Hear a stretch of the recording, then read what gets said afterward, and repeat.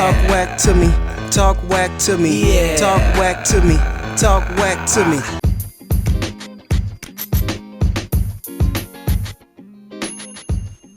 What's up, Wackians? Before we continue on, please make sure you like, comment, subscribe, and hit that notification bell. Thank you very much. Now, with that being said, let's go ahead and talk about the story. So, you already know what it is. Everybody's talking about it. WACC 100 allegedly got knocked out or got jumped by some Rollin 60s at the game concert a couple nights ago. And, of course, in WACC true fashion, he's denying all this, saying it never happened. He said it was more of a standoff. It was one swing. He didn't specify it was from him or another person, but he said it was one swing and a standoff. It's not mean you got jumped. 20 niggas is nothing. And if 20 dudes coming at you and you don't look messed up, you got to look at that 20. We all know how Wack is. He's the ultimate politician. He's the Wack father. But a lot of people are saying that he was attacked. He was jumped.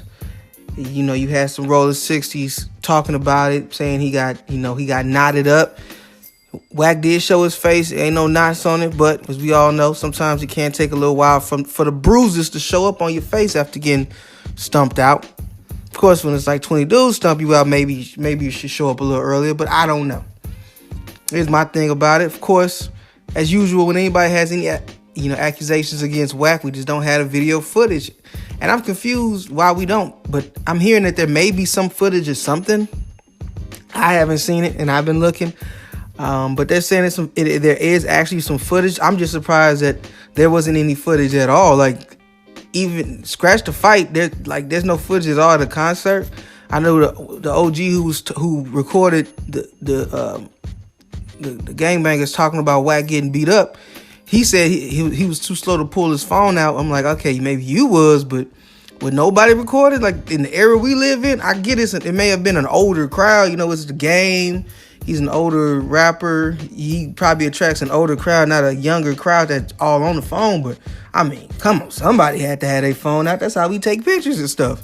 Record. People want to post where they at. The old heads still want to do all the same stuff the young heads want to do. So, you know what I'm saying? So, I'm just like, wow, nobody caught this? All right, nobody caught it. Whatever. Either way, because something happened. Wack's admitting that something happened. The other side is saying something happened. So something happened. And even if nothing happened, nobody was just recording at that time. That's crazy. Maybe they was just hitting the set. Maybe Game was just getting them. They was true Game fans. They're listening to Game and want to hear all the songs and weren't tripping off nothing. But, regardless of whatever happened, something happened. We all know that. And there was an altercation. And this is just furthering into like the unnecessary issues that Wack seems to be attracting. And, I love Wack. He's a funny dude. He's a comedian. But he likes to get himself involved in too much that ain't necessary. And be too tough on stuff that's not necessary. And I get he making money.